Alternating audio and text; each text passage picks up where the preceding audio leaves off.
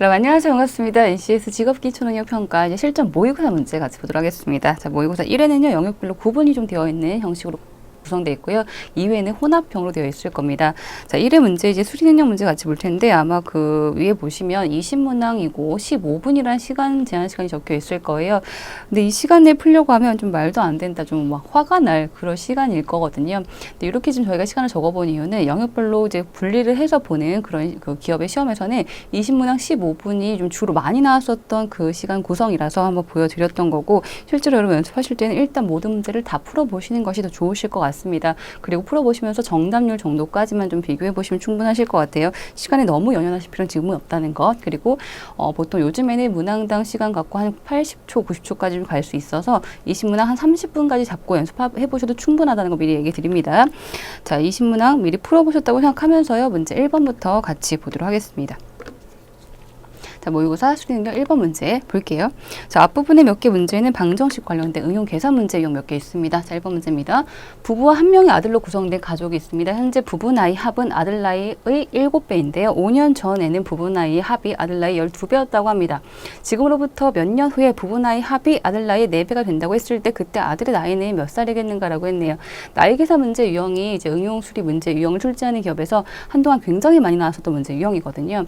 자, 문제 구성에서는 조건에 대한 이해만 하면서 문자 설정 그리고 그 조건을 식으로 잘 연결시켜 주시는 그 연습이 좀 필요할 텐데, 먼저 여기서는 이런 말 있죠. 현재 부부 나이 합은 아들 나이의 7배인데 라는 말이 있습니다. 그럼 아들 나이를 우리가 먼저 X로 봐볼까요? 그럼 부부 나이는 얼마가 될까요? 부부 나이 이제 7배 7X 이렇게 볼 수 있겠죠. 아들 나이를 X로 보면 7배인 부부 나이 합은 7X가 되겠어요. 5년 전으로 가보죠. 5년 전에 부부 나이 합은 아들 나이 12배였다고 합니다. 이걸 식으로 좀 바꿔보시는 겁니다. 자, 5년 전은요. 부부 2명이잖아요. 그럼 각각 마이너스 5 해서 총 합에서는 10이 빠져야 되겠죠. 2명이니까요. 자, 5년 전에는 부부 나이 합은 여기서 10이 빠집니다. 아들은 X에서 마이너스 5 이렇게 이제 나이가 되겠죠. 자, 그렇게 했을 때 12배 값이었다. 5년 전에 나이의 합은 12배였다. 이렇게 해요. 자, 여기서 X를 먼저 구해주시는 겁니다. 방정식으로요. 자, X 값을 구해봤더니 X는 10이 됩니다. 자, X 10을 구한 것은 현재 아들 나이를 구한 거거든요. X가 10 이라면 부부 나이 합은 얼마가 될까요? 지금 70이 되겠네요. 70. 자, 그 다음에 이제 지금으로부터 몇 년 후에 부부 나이 합이 아들 나이 4배가 된다고 했을 때 그때를 좀 구해볼까요? 자, 몇 년 후라고 했던 그것을 A로 보겠습니다. A 해만큼 지났을 때예요. 자, A 해가 지나면 아들은요 10 현재 나이에다가 플러스 A 해 지난 것만큼 나이를 더 먹게 되겠죠. 자, 부부는요 70에다가요 A 해만큼 지나면 각각 A 플러스 2A가 될 겁니다. 나이를 각각 먹을 거니까 2명이라서 플러스 2A가 됩니다. 자, 그것의 4배가 된다. 아들 나이가 4배 되는 거죠. 여기서 요것의 4배 값이 될 것이다 라고 하는 게 이제 최종식이 되겠죠. 부부 나이 합이 아들 나이의 4배가 될 때를 구합니다. A 해만큼 지났을 때요. 자, 여기서 이제 A 값을 구해봤더니 A는 15가 나옵니다. 자, 우리가 A로 설정했던 것이 뭐였나요? 지금으로부터 몇 년 뒤라고 했을 때 그 몇 년 뒤, 그 연도를 봤던 건 몇 년 뒤, 그 해를 봤던 겁니다. 그럼 15년 뒤에요. 현재는 10살.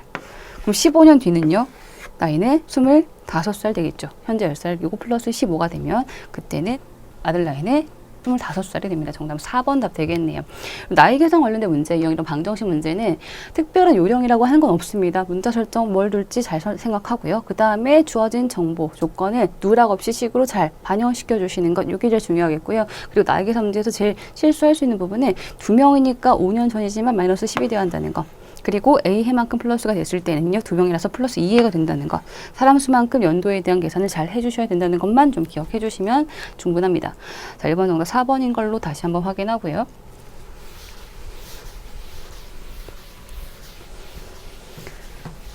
자, 그 다음 문제 2번 문제 보겠습니다. 자, 내용 볼게요. 판매액의 20%를 이익으로 남기는 어떤 제품을 판매하려고 합니다. 제품 10개를 판매할 경우에 총 판매액은 90만 원이지만 구매자가 구매 후 5일 이내에 결제할 경우에는 판매액의 5%를, 10일 이내에 결제할 경우에는 판매액을 3% 할인해 주고요. 10일 경과 뒤에는 혜택이 없습니다. 제품에 대한 결제가 구매 후 5일 이내에 3분의 1, 10일 이내에 3분의 1, 10일 경과 후 3분의 1씩 나누어서 이루어진다고 하면 판매자가 얻게 될 총 판매 이익을 구하라고 했죠. 그렇죠? 자, 여기서 먼저 판매액의 20%가 이익이라고 제일 처음에 얘기하고 있거든요. 자, 현재 그냥 10개를 판매할 경우에 총 판매액은 90만 원이에요. 그럼 90만 원의 20%가 이게 이익이네요. 이익만 갖고 접근해 볼게요. 자, 90만 원에 20% 그대로 하면 현재 18만 원 이만큼의 이익을 얻을 수가 있는 거죠. 그대로 하면 20% 이익 그대로 구하면. 자, 그런데 지금 5일 이내에 3분의 1만큼 결제합니다. 30만 원 결제하는 거잖아요. 30만 원. 자, 5일에 30만 원 결제합니다. 근데 그때는 그 결제 금액의 5% 할인해 줘요. 얼만큼이 깎이는지 볼까요? 5%만큼 깎입니다. 여러분, 근데 여기서 절대로 원가가 깎이진 않죠. 그죠? 할인해 주는 것은 이익금만큼을 조금씩 줄여가면서 할인해 주고 있는 거거든요. 그래서 우리는 얼만큼의 이익을 줄였을까? 할인 금액 갖고 이제 그걸 구하고 있는 겁니다. 30만 원에 5% 받더니요. 지금 1.5만 원 나옵니다. 만 원 단위로 적어 볼게요. 90만 원, 18만 원, 30만 원, 다 만 원 단위로 보고 있는 겁니다. 자, 30만 원에 5%는 1.5만 원, 15,000원 깎아주는 거네요. 이만큼 이익금을 조금 줄여서 판매를 하고 있는 거죠. 자, 10일 이내로 갑니다. 10일 이내도 3분의 1만큼 30만 원. 그때 3% 할인합니다. 곱하기 0.04 했더니 여기는 0.9가 나옵니다. 0.9만 원, 뭐 9,000원인 거죠. 역시 할인을 해주는 것은 이익금을 좀 차감하는 거거든요. 자, 전체 할인된 금액, 차감된 이익은 2.4만 원이에요. 원래 그냥 했으면 18만 원 이익 다 받는 거였는데요. 근데 그 중에서 2.4만큼이 빠진 거죠. 자, 18에서요. 2.4만큼이 이익금 빠져서 지금 현재 15.6만 원이 된 겁니다. 현재 얻게 될 총 이익금은 15.6만 원, 15만 6천 원을 의미하겠네요. 만 원 단위로 적은 거니까요. 정답은요. 답은 3번이 답이 되겠죠. 3번, 그렇죠? 이익금만 갖고 구했던 겁니다. 원래 그냥 판매했을 때 이 할인한 금액, 그 차감된 이익이 이만큼이니까 결과적으로는 이익을 이렇게 얻게 됐겠다라고 하는 식으로 구해본 겁니다. 자, 이번 정답 3번으로 한번 풀어봤습니다. 자, 그 다음 문제 계속 이어갑니다. 문제 3번.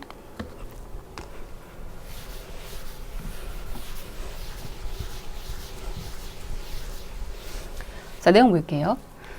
다음은 어느 공장에서 두 가지 제품 A와 B를 한 개씩 생산할 때 필요한 원료 P와 원료 Q의 소모량을 나타낸 것입니다. 여기 지금 표가 나와 있죠. 제품 A하고 B를 생산해서 얻게 되는 이윤이 한 개당 각각 2,000원과 3,000원. 자, A에는 2,000원, B에서는 3,000원 이윤을 얻게 된다고 하네요.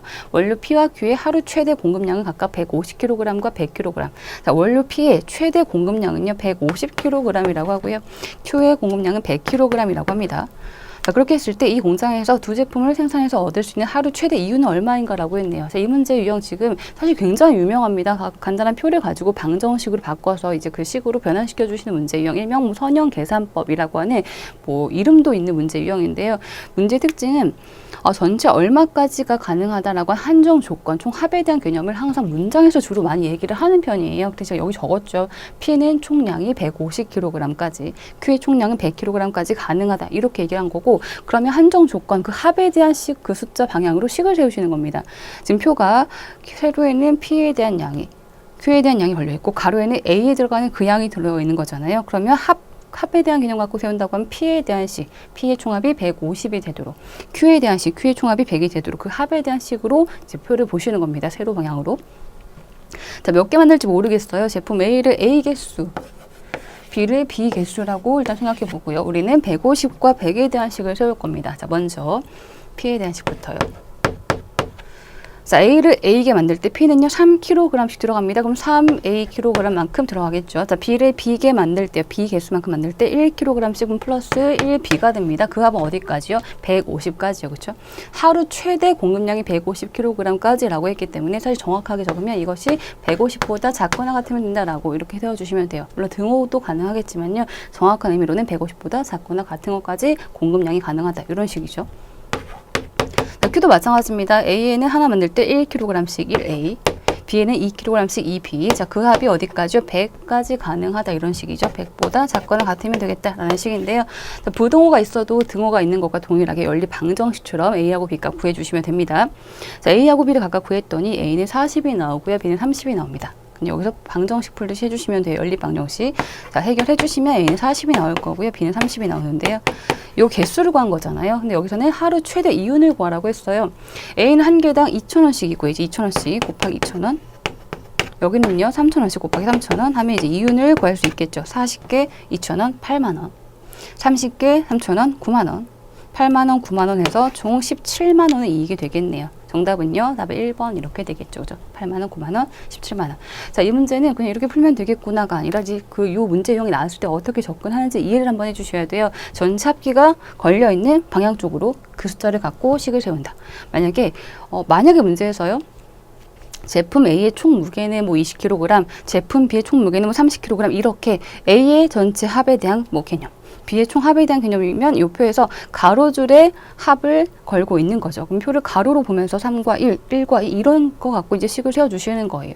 지금은 세로로 보면서 식을 세웠던 것처럼 합계가 걸려 있는 방향으로 표를 보면서 연립 방정식으로 만들어 주시는 그런 문제 유형입니다.